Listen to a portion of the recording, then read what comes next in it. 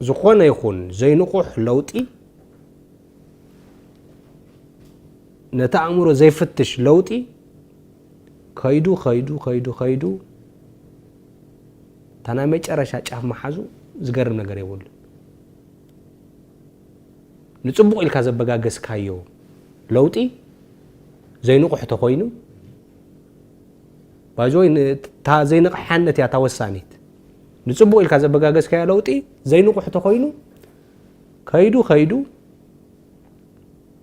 ታንት ጫፍ ከሕዚ ክበልዓካ ታዘጋጠመት ሰያ ምናልባት ንሕና ካብ ጽቡቅ ዓላማ